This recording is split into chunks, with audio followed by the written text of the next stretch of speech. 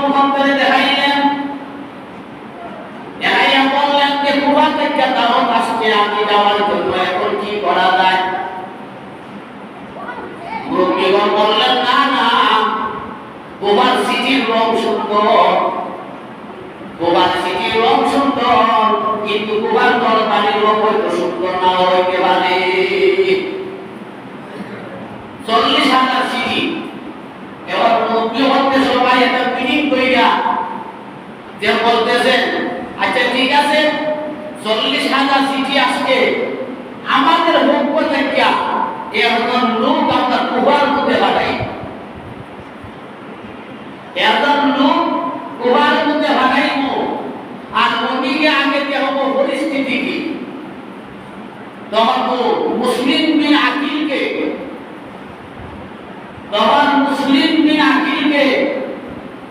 কুবার মধ্যে পাঠাতে হইল। ইতিহাসের মধ্যে মুসলিম বিন আকিলের 2 জন সন্তান ছিল, মা হারা। একজনের নাম ইব্রাহিম, একজনের নাম মুহাম্মদ। ওই 2 সন্তান তার দিয়ে বলে বাবা আমরা তো মা নাই, আমরা এই জায়গার মধ্যে কোথায় থাকবো? মুসলিম বিন আকিল বললেন তাহলে ঠিক আছে তোমরা আমার সাথে ওই চলো। মুসলিম বিন আকিল 2 সন্তানকে নিয়ে যেই সময় কুবার মধ্যে গেলেন 30,000 লোক হুসাইন রাদিয়াল্লাহু আনহু মুসলিম বিন আকিলের হাত ধরে হুসাইন রাদিয়াল্লাহু আনহুর কাছে বয়াত গ্রহণ করলো। সুবহানাল্লাহ, 30,000 লোক বয়াত গ্রহণ করছে। কিন্তু কুবার মানুষের মন ভালো ছিল, কিন্তু ইয়াজিদ বাহিনীর মন ভালো ছিল না। কুবার মানুষের মন ভালো ছিল, কিন্তু ইয়াজিদ বাহিনীর মন ভালো ছিল না। 30,000 লোক মুসলিম বিন আকিলের হাত ধরে হুসাইন রাদিয়াল্লাহু আনহুর কাছে বয়াত দিয়ে বসে যেভাবে গ্রহণ করছে। মুরিদ হইছে, বর্তমানে মুরিদ নিয়ে আমাকে সমালোচনা করে। মুরিদ হওয়া সুন্নতে রাসূল, সুন্নতে সাহাবী। অনেক মানুষ মুফতি সাহেবের কাছে মুরিদ হইছেন, ওনার বড় সামদাদা ইমামউদ্দিন চৌধুরী ওনার কাছে মুরিদ হইতেছেন। আর অনেকে কি করে মুরিদ নিয়ে সমালোচনা করে। হুসাইন রাদিয়াল্লাহু আনহুর কাছে 30,000 কুবাবাসী কি হইছে বয়াত গ্রহণ করছে।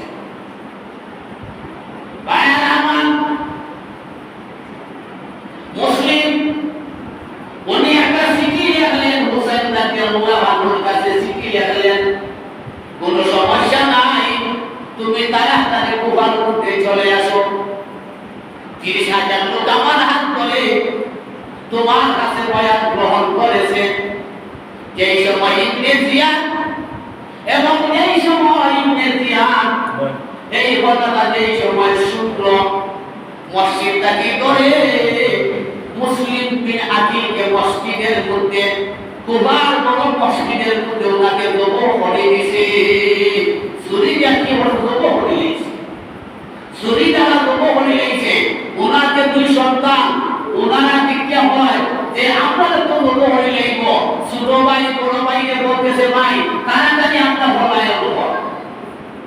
ভাইরা আমার, ইতিহাসের মধ্যে প্রমাণ ওই ইব্রাহিম আর মুহাম্মদ তারা দিনের বেলায় তারা লুকাইয়া রাখে, আর রাতের বেলা তারা মরুভূমি দিয়ে তারা মদিনার দিকে রওনা হয়।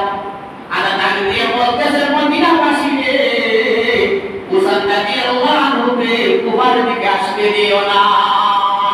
তারা কি করে ছোট্ট 2টি শিশু, কিতাবের মধ্যে আছে ওই 2টি শিশু যে পূর্ণিমা চাঁদের মতো সুন্দর হতো। সুবহানাল্লাহ, এত সুন্দর ছিল।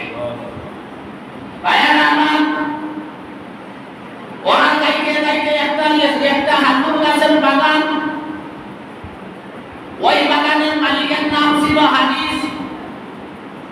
যেই সময় ইয়াজিদ বাহিনী মুসলিমকে যেই সময় হাতুর খন্ড শহীদ করে দিল, ঘোষণা করে দিল ওই 2 সন্তানকে আটকাও, তার 2 সন্তানকে যদি না আটকাও তাহলে হুসাইন কুবার মধ্যে আসবে না, খবর পৌঁছাইয়া দিবে। তাও শেষ নয়, এই যে এদিক তাকিয়ে দিচ্ছে ঘোষণা করে দিল এই দুই সন্তানকে যে করে এনে দিতে পারবে তাকে 10,000 টাকা করে পুরস্কার দেওয়া হইবে। 10,000 টাকা করে পুরস্কার। আমাদের বাসায় বলছি দিতে মানে 10,000। ভাইরা ওই যে খাজুর গাছের যে বাগান, ওই যে খাজুর গাছের বাগানের মধ্যে এক ভাই আর ভাইয়ের কইরা হাঁটতে হাঁটতে ঘুমিয়ে পড়ছে। হারিসের স্ত্রী সকালে গেছে সে বাগানটাতে হারির জন্য গিয়া দেখে দুইটা সন্তান ঘুমের মধ্যে আছে। ছোট ছেলে মাথার মধ্যে হাত দিছে, হাত দিতে মোহাম্মদ চিৎকার দিয়ে বলছেন, ভাইকে ডাক দিয়ে বলতেছেন, ভাই তাড়াতাড়ি উঠো, কুফাবাসীর লোক আমাকে ডেকে আইছে। কুফার লোক আইছে, কুফার লোক আইছে আমরা মারার লাগিয়া, কুফাবাসীর লোক আইছে আমরা মারার লাগিয়া। তখন ওই দুই সন্তান বলতেছে যে আমরা তো মা নাই, আমরা বাবা নাই, তুমি আপনাদের দেবালে যেটা পাইও না, আপনার মা নাই। মহিলা হক কিছু দয়ালুতা করলেন, মহিলা হক দয়ালুতা হয়। ওই মহিলা বলতেছেন, বাবারে আমি তোমরারে মারবো না, আমার সামনে হাদিস পুরস্কারের জন্য তোমাদের দুই ভাইকে বুঝতেছে, তোমরা চলো আমার সাথে, আমি তোমাদের কুফনে রাহমত দিনের বেলা ভাই আমার বাড়ি, আমার যেই সময় হবে আমি তোমাদেরকে মদিনা শরীফে পৌঁছাইয়া দিব, আমি নিজে তোমাদের মদিনা শরীফে পৌঁছাইয়া দিব। ওই মহিলা কি বললেন, ওই যে ইব্রাহিম এবং মুহাম্মদকে পিছনে একটা কোঠার মধ্যে কি করছেন, পিছনে একটা কোঠার মধ্যে লুকাইয়া রাখছেন। আর হাদিস কি বলছে, হাদিস সন্ধ্যার সময় খাবার খাওয়ার জন্য বাড়ির মধ্যে আসবে, আইসা স্ত্রীকে বলে তাড়াতাড়ি বাদ দাও, যদি এই মুসলিম আকিলে দুই সন্তানকে না করতে পারি খেয়ে করতার পুরস্কার হবে, তাড়াতাড়ি বাদ দাও, আমি এগুলো পুরস্কারের উপযুক্ত হয়ে যাও। হঠাৎ করে ছোট ভাই কাঁদতেছে, বড় ভাই ডাক দিয়ে বলে, ভাই কাঁদিস না, কুফাবাসী আমাদের কান্ডন শুনে দেখাই নাই। কোন হাদিস ডাক দিয়ে স্ত্রীকে বলে, আমাদের বারান্দার পিছনের মধ্যে কে খাবে? ওনার স্ত্রী ডাক দিয়ে বলে, না না না, কেউ তো কাঁদতেছে না, কেউ কাঁদতেছে না। বলে, না আমি তো শুনতেছি কে কাঁদতেছে। ওই মহিলা বললেন, যে কুফাবাসী বাচ্চারা কাঁদতেছে। হাদিস বলে, না না না, কুফাবাসী খান্দন এইভাবে নয়, নিশ্চয় ওই দুই সন্তান মদিনাওয়ালা, নিশ্চয় দুই সন্তান মদিনাওয়ালা। তোর সে কি বলছে, তোর বাড়িগুলা নিয়ে যাইতেছে। হাদিসের স্ত্রী পিছন দিয়ে যাত্রা বাড়ি নিয়ে বলছে, তুমি আমাকে তুমি কতল করো, আমাকে তুমি হত্যা করো, তোমার এই দুই সন্তান কি তুমি এই দুই সন্তান হত্যা করি। বায়ান আমার মুরগের বাচ্চার মতনকে কাটবা মেরে বলছে, ধরার বলছে, সাইয়া বর্তানি বের করছে, পুরান নদীর তীরের মধ্যে নিয়ে ভাবতেছে দুইটা সন্তান কিভাবে লইয়া যায়। আমার কাছে যদি আরো একজন পরিবার যদি আসে, আমার কাছ থেকে যদি সিনাইয়া দিয়ে যায়, তাহলে দুই সন্তানের হল্লা হাইটা আর মাথাটা দিয়া যায়। ও আমার ভাই বোন, তখন এই দুই সন্তানকে সে কি করতো, হল্লা হাঁটার জন্য ছোট ছেলেদেরকে এই সময় মাটির মধ্যে ফালায়, বড় ছেলেদের করে যাত্রা পানি উঠে যায়, ছোট ছেলের বুকের মধ্যে ফালা দেয়া, বড় ছেলের এই সময় মাথা হাঁটলো, মাথা হাঁটার পর ছোট ছেলের মাথা হাঁটলো। এই দুই হল্লা রুমালের মধ্যে নিয়ে যাইতেছে আর দেহ সুদান নদীর মধ্যে ফালাই দিছে। তখন পিছন থেকে ডাক দিয়ে শোনা যায়, হারিস রে, তুই কি আমাদেরকে মারবে, তুই কি আমাদেরকে মারবে? হারিস তখন বলে, কে আমার জিজ্ঞাসা করে তুই কি আমাদেরকে মারবে? আমি তো বললাম পিতা কেটে ফেলেছি, কে বলে আমাকে মারবে? তখন দেখা যায় মাটির মধ্যে তারা দুই ভাই, এক ভাই আর ভাইকে ধরিয়া কইয়া কইয়া হাঁটতেছে, বলেন সুবহানাল্লাহ। এক ভাই আর ভাইকে তারা মাথা সারা ধরিয়া জোরে করে তারা হাঁটতেছে। তো আল্লাহ বলেন দিলে, যারা আমার রাস্তায় যারা আমার রাস্তায় যারা দুনিয়া থেকে চলে যায়, তারা কখনো মরে না, তারা চিন্তা রাখে। ভাইয়া আমার এদিকে হুসেন রাদিয়াল্লাহু আনহু মাত্র 72 জন সঙ্গী নিয়ে উনি কুফার মধ্যে আসছেন, সন্ধ্যা হয়ে গেছে। হুসাইন রাদিয়াল্লাহু আনহু ঘোষণা দিলেন, ওই জায়গার মধ্যে তাবুক গাড়ো, আজকে রাত ওই জায়গার মধ্যে খাটাইয়া দিব। তখন এই সময় তারা তাবু গাড়তো, তখন মাটির মধ্যে দেখা যায় খুঁটি গাড়লে, তাবু গাড়লে রক্ত বের হয়, রক্ত বের হয়। গাছের পাতার মধ্যে হাত দিলে রক্ত বের হইতেছে, রক্ত বের হইতেছে। সবাই হুসাইন রাদিয়াল্লাহু আনহুকে বলতেছে, বুঝলাম না, মাটির মধ্যে হাত দিলে রক্ত বের হয়, গাছের মধ্যে হাত দিলে রক্ত বের হয়, কারণ নাকি? হুসাইন রাদিয়াল্লাহু আনহু বলেন, তোমরা থামো, আমি কাউকে জিজ্ঞাসা করি এই জায়গাটার নাম কি? হুসাইন রাদিয়াল্লাহু আনহু তো কুফার একজন লোককে জিজ্ঞাসা করলেন, ওই জায়গাটার নাম কি? বলে এই জায়গার নাম হচ্ছে কারবালার মাঠ, এই জায়গার নাম হচ্ছে কারবালার মাঠ। হুসাইন রাদিয়াল্লাহু আনহু ডাক দিয়ে বলেন, হে আমার সঙ্গী হন, আমি নিশ্চিত হয়ে গেছি, আমার নানা জান বলেছিলেন আমার নানার উম্মতের জন্য আমি কারবালার প্রান্তরে শহীদ হইব। সেই কারবালার প্রান্তরে এসে উপস্থিত হয়ে গেছি। এই কারবালার মধ্যে আইছি, এই জায়গার মধ্যে থাকতে হবে।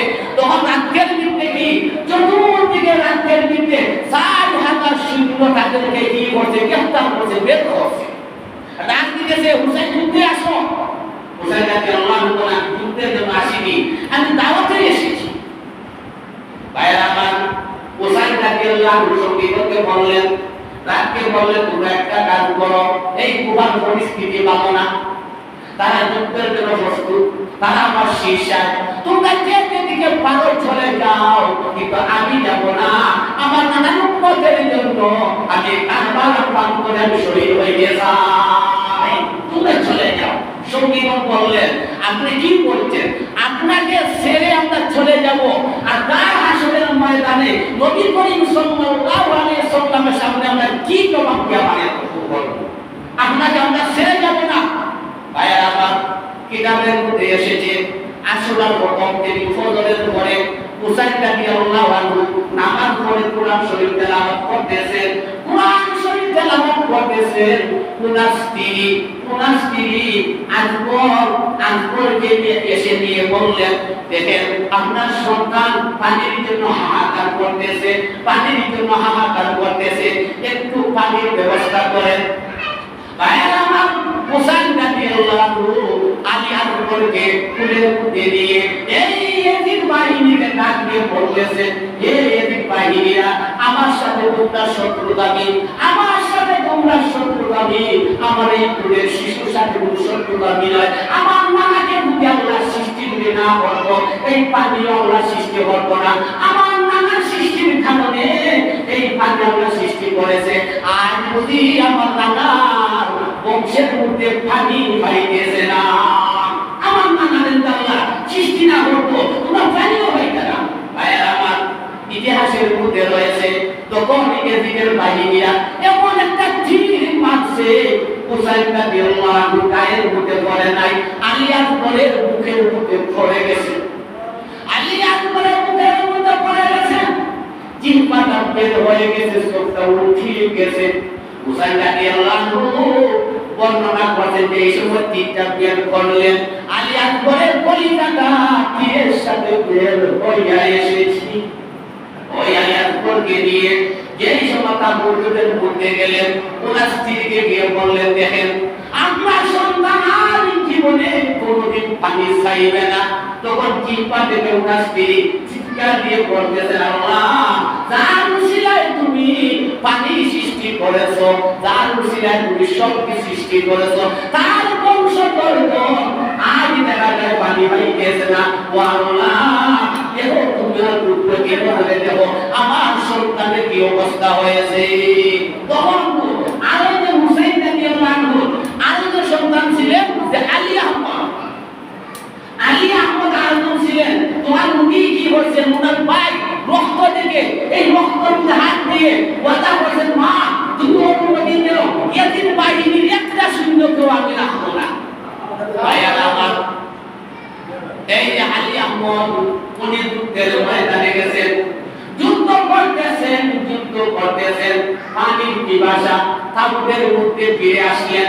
মাকে এসে ডাক দিয়ে বলেন, মা গো মা, যদি এক গ্লাস পানি যদি দেও, আমি এমন ভাবে যুদ্ধ করবো গো মা, এদিক একটা বাহিনীও ফিরত যাইতে পারবে না। ওনার মা ডাক দিয়ে বলতেছেন, বাবারে যদি তোমাকে যদি পানি পরে উঠতে যদি পানি রাখতো, তোমার ভাই আইয়াস বড় শহীদ হয় না, তোমাকে পূজা হইতে পানি দিব। তখন ওনার মাকে প্রথম খুশি করে সালাম দিয়ে আমার মায়ের দিকে ফিরে ফিরে থাকাইয়া উনি যুদ্ধ করতেছেন। মা ডাক দিয়ে বলতেছেন, বাবার আর ফিরে ফিরে চাইছি না, আর ফিরে ফিরে চাইছি না, যুদ্ধ কর দেখা হবে কাল হাসরের ময়দানে, কাল হাসরের ময়দানে দেখা হবে। এখন কি করবেন? এখন হুসাইন রাদিয়াল্লাহু আনহু যুদ্ধের জন্য প্রস্তুত হয়ে গেছে। হুসাইন রাদিয়াল্লাহু আনহু যুদ্ধ করতে করতে যেই সময় ক্লান্ত হয়ে গেছে, এদিন বাহিনীকে মারতে মারতে ক্লান্ত হয়ে যেই সময় ফুরাত নদীর মধ্যে পানির জন্য দেশের পানি খাবার জন্য তখন বলতেছেন যে আল্লাহ, যে ওই পানি আমার নানা মুসিলায় আপনি সৃষ্টি করছেন, আর আমরা ওই পানি পান করতেছি না, পান করতে পারতেছি না, না আর পান করবো না, এই পানি আর পান করবো। ভাইয়েরা আমার, হুসাইন রাদিয়াল্লাহু আনহুর শরীর দুর্বল হয়ে গেছে। এমন ভাবে তীর আসে, কুরআন মধ্যে উঠতে চান, উনি কুরআন মধ্যে উঠতে পারেন না। বহুবার চেষ্টা করেছেন উনি কুরআন মধ্যে উঠার জন্য, কুরআন মধ্যে উঠতে পারেন নাই। তখন উনি মাথা মুবারক কুরআন উপর দিয়ে উনি দাঁড়িয়ে রয়েছেন। সীমা এসে ঠেলা দিয়ে মাটির মধ্যে ফেলে দিয়েছে, তিন নিক্ষেপ করতেছে। হুসাইন রাদিয়াল্লাহু আনহু ডাক দিয়ে বলেন, মা গো মা, তুমি দোয়া করছিলাই আমার নানার উম্মতের জন্য আমি কুরবান হইলাম, আজ আমি কুরবান হয়ে যাচ্ছি। সীমার কি বসে তেলাকে পালাইয়া দিয়েছে। হুসাইন রাদিয়াল্লাহু আনহু ডাক দিয়ে বলে, সীমার রে, আমার তুই এখন মারিস না, আজ কুরবানি দিন, আমাকে জুম্মা 2 রাকাত ফরজ নামাজ পড়ার সময় দে। বলে মারহাবা। এই যে ফরজ নামাজ, এই যে শুক্রবার কিতাবের মধ্যে আসছে, যেদিন কিয়ামত হবে, আশুরার দিন কিয়ামত হবে, শুক্রবার দিনটা হবে আসর মাগরিবের মধ্য অবস্থায় কিয়ামত হবে। সীমার কাছে দিয়ে বলে, আমাকে জুম্মার নামাজ পড়াতে বলেছিলেন। উনি নামাজ পড়তেছেন, জুম্মার নামাজ পড়তেছেন, 2 রাকাত নামাজ পড়তেছেন। যেই সময় তাশহুদ পড়তেছেন, এমন ভাবে তারা চিৎ মারতেছে, এমন ভাবে তারা চিৎ মারতেছে, বাম পাশে তীর দিলে ডান পাশ থেকে বের হয়ে যায়, ডান পাশ থেকে তীর দিলে বাম পাশ থেকে বের হয়ে যায়। ও আমার ভাই, ও হুসাইন রাদিয়াল্লাহু আনহু শির মুবারক থেকে চলে দিয়েছে। ওয়ালা উম্মে সালমা রাদিয়াল্লাহু আনহু আনহা থেকে বর্ণনা করেন, আশুরার দিন অর্থাৎ 10 তারিখ মাগরিবের নামাজের পরে রওজা মুবারকের মধ্যে হাউ হাউ করে খেয়ে যেন খালি কাঁদতেছে, অনেক মানুষের কান্না শোনা যায়। উম্মে সালমা রাদিয়াল্লাহু আনহু দৌড় দিয়ে রওজা মুবারকের মধ্যে গেছেন, গিয়া দেখেন না কোনো মানুষ তো দেখা যায় না, শুধু কান্নার আওয়াজ আসে, কান্নার শুধু আওয়াজ আসে। উনি অবাক হয়ে গেছেন, কে রওজা মুবারকের মধ্যে থাকতেছে, কে থাকতেছে রওজা মুবারকের মধ্যে। অবাক হয়ে গেছে, উনি চলে আসছেন। এশার নামাজের পর এই সময় নামাজ পড়ে ঘুমিয়ে পড়ছেন। উনি স্বপ্নে দেখেন হুজুর সাল্লাল্লাহু আলাইহি সাল্লাম কোথাও হইতে যে আসতেছেন, ওনার শরীর মুবারকের মধ্যে রক্ত মাখা ধুলাবালি, রক্ত মাখা ধুলাবালি। উম্মে সালমা ডাক দিয়ে বলেন, ইয়া রাসূলুল্লাহ, ইয়া হাবিবাল্লাহ, আপনার শরীরের মধ্যে রক্ত মাখা ধুলাবালি, তার কারণটা কি? হুজুর ডাক দিয়ে বলে, সালমা রে, আমার কলিজার টুকরা নাকি কারবালার ময়দানে শহীদ হয়ে গেছে। সেই সময় নানা করে ডাক দিছে, রে উম্মে সালমা, আমি রওজা মুবারকের মধ্যে থাকতে পারি নাই, আমি রওজা মুবারক থেকে উঠে দৌড় দিয়ে আমি কারবালার প্রান্তরের মধ্যে গিয়েছি। আমার নাতি তীরের যন্ত্রণায় এই সময় মাটির মধ্যে ছটফট করেছে।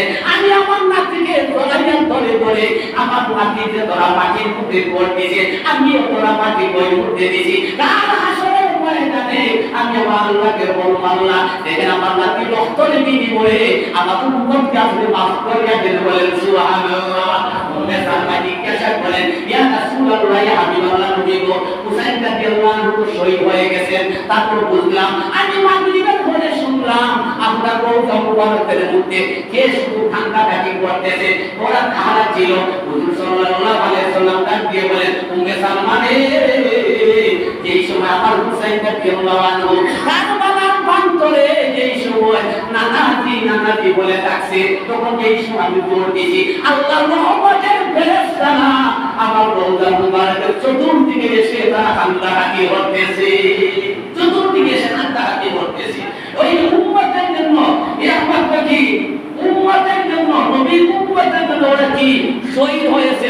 হুজুর সাল্লাল্লাহু আলাইহি সাল্লাম বলেন, কাল হাসরের ময়দানে আমি আমার নাতির এই রক্ত মাথা মাটি নিয়ে দাঁড়াবো, আমার মেয়ে বা হাত মানে দাঁড়ানা, আমার নাতির যে মানে মাথা মাথা নিয়ে দাঁড়াবে, আর আল্লাহকে বলবেন, আল্লাহ দেখেন যে আমার এই সন্তানের মাথার যে মানে কিতাব হচ্ছে, এদিকে যে মাথা খাচ্ছে তার বিনিময়ে, আর হুজুর সাল্লাল্লাহু আলাইহি সাল্লাম বলবেন আমার নাতির রক্তের বিনিময়ে আমার উম্মতকে আপনি আযাব দিয়ে দেন। হুজুর সাল্লাল্লাহু আলাইহি সাল্লাম কত যে উম্মতের দরদি ছিলেন, কত যে দরদি ছিলেন। এই যে আশুরা দিন অনেক ফজিলতের, আশুরা দিন অনেক ফজিলতের দিন, অনেক লম্বা ইতিহাস, সময় কম, টাইম শেষ হয়ে গেছে, অনেক লম্বা ইতিহাস।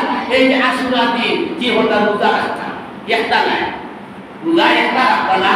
হুজুর সাল্লাল্লাহু আলাইহি সাল্লাম যে মদিনা শরীফ আইয়া দেখুন তারা এটা ইয়াহুদের মধ্যে তারা রোজা রাখে, জিগাইয়া তোমরা কি আল্লাহ ইমানে রোজা রাখো, তারা বনি ইসরাইলের নবী যে মুসা, আমরা বনি ইসরাইল আল্লাহ ওই তারিখে কি ফেরাউনের কবল থেকে বাঁচাইছিলাম, এর লাগি আমরা স্মৃতিস্বরূপভাবে আমরা রোজা রাখি। হুজুর সাল্লাল্লাহু আলাইহি সাল্লাম বললেন যে তোমাদের চাইতে মুসা আমাদের আরো ঘনিষ্ঠ, তোমাদের চাইতে মুসা নবী আমাদের আরো ঘনিষ্ঠ। আল্লাহ যদি আগামী বছর বাঁচায় তাহলে আমরা দুইটা রোজা রাখবো, ইয়াহুদিকে অনুসরণ করবো না। ওই 9 তারিখ 10 তারিখ না 10 তারিখ বা 11 তারিখ দুইটা রোজা রাখবো। হুজুর সাল্লাল্লাহু আলাইহি সাল্লাম ইরশাদ করে, যে ব্যক্তি আশুরা দিন রোজা রাখবে তার আমলনামার মধ্যে 1 বছর রোজা রাখার সওয়াব আল্লাহ দান করবে। সুবহানাল্লাহ। আল্লাহ রাব্বুল আলামিন আমাদের নেক আমল তৌফিক দিনা। ওয়া আখিরু দাওয়ানা আলহামদুলিল্লাহি রাব্বিল আলামিন। সাল্লাল্লাহু আলা সাইয়্যিদিনা